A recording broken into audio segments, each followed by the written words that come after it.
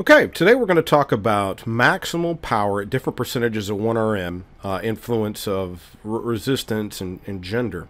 So basically, on the exercises, while we have some ideas about what is where peak power occurs on average, down around 30-40%.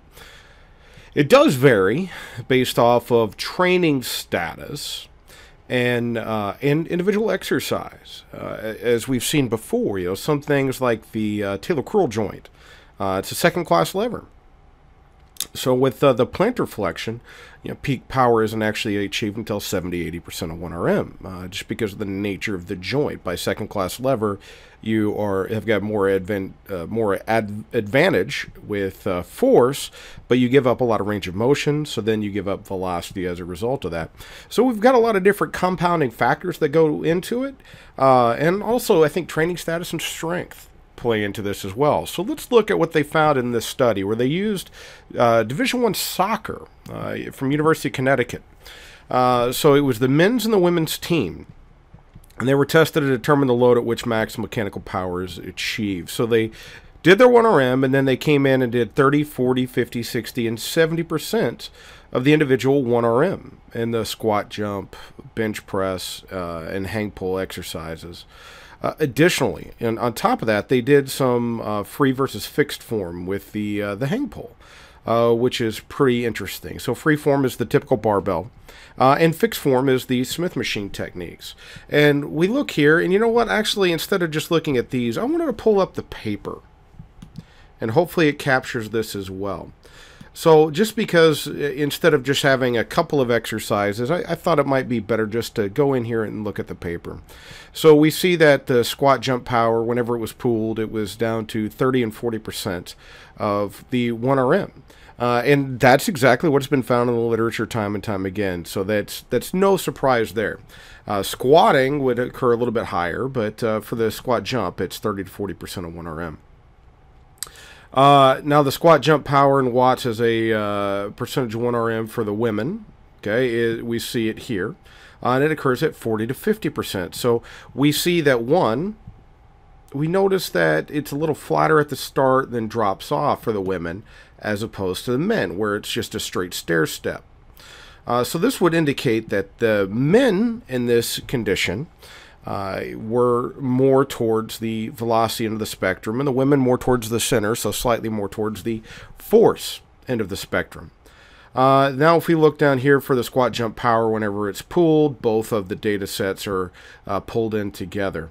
So we could see that, hey, that the stair step and the differentiation for the men is far more clear than it is the women, and whenever we pool them, the significant differences actually go away.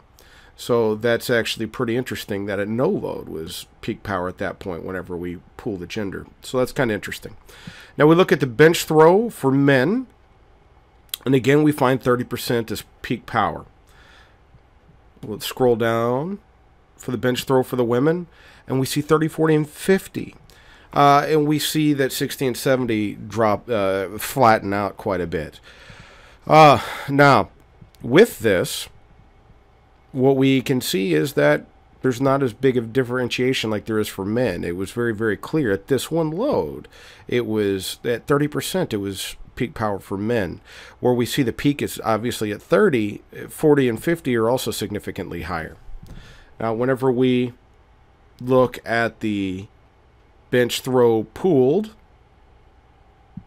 we see again what happens with the differences. So that's just pretty interesting, the way that things are pooled there. For the high pull.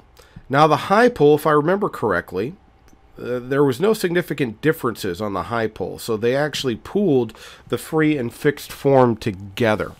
And we see that 30, 40, 50, and 60% is where peak power occurs here for the women.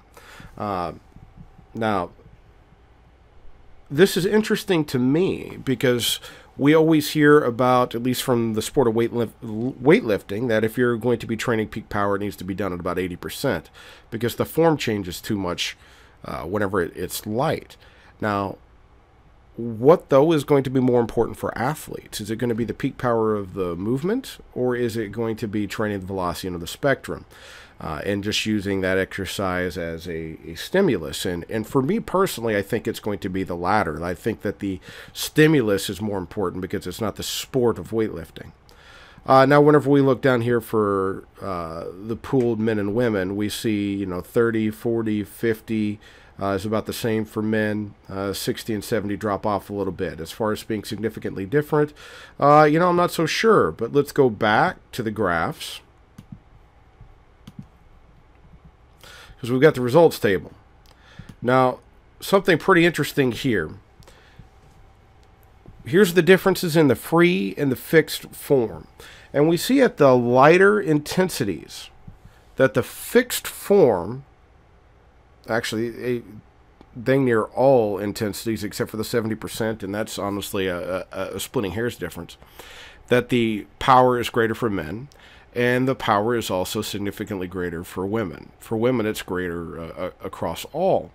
So that's just something that's kind of interesting. Now, why is that? Is it because of the lack of stabilization? Is it because you don't have to worry so much about the technique? Honestly, I'm not sure. I'm not. But I do know that, hey, this definitely shows that it's a variable that we can use. Now, in conclusion, these results indicate that a gender difference exists in the load at which maximal power output occurs during the squat, jump, and bench throw. And B, although no gender or form interactions occurred during the hang pull exercise, for women, greater power could be generated during the fixed form exercise. Now, here's the deal. Is it really gender, or was it strength? Because the women were weaker in a relative sense. Let's go ahead and let's go back to the descriptives in this paper. And we'll have to look back through here.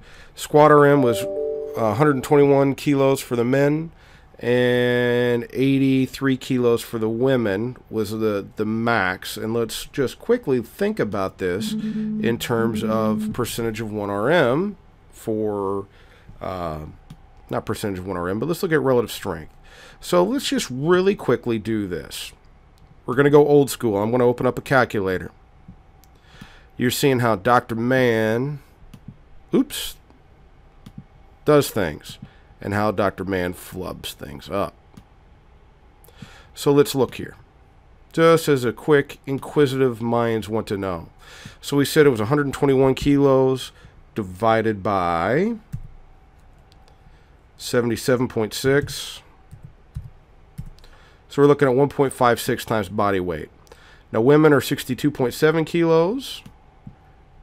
And what was their squat max? Get down there. 62.7 kilos. Strength testing. 83. So 83.2 divided by 62.7. 83.2 divided by 62.7. And we can see there's a 1.32. So there's a disparity here in the relative strength. So is it really going to be gender, or is it a strength issue? And to be quite certain and quite frank, I can't say. But what we do know is that there was a significant difference there. Now, what does this tell us? Well, it tells us from this data that there seems to be a larger range, more towards the force end of the spectrum for peak power in the weaker or female individuals. And then that the males tend to be more towards the velocity end of the spectrum, or the stronger individuals for peak power. Now, again, is it gender or strength? To be clear, I really don't know. We would have to look at the data in a couple of different means to discover that. Hopefully this makes sense, and hopefully this clears up the questions that were in this paper for those students that are in my Kinesiology 399 class. And for those of you who are watching this who are not in a part of that class and you are interested in this sort of information, hey, we'd love to have you here at the U. We've got undergraduate programs. major in kinesiology and sports sciences. We've got master's programs. Strength and conditioning is a focus of one of them. And we've also got a bunch of different courses coming up through the U Online in 2021. So hopefully we'd love to have you be here, part of the U, and be a part of learning from the fantastic faculty that we have here. Sites well, just go to www.miami.edu and go to look for the School of Kinesiology from there, and you'll get all the information that you could possibly want for that. All right, guys. Hope you got something from this, and hopefully cleared some questions up.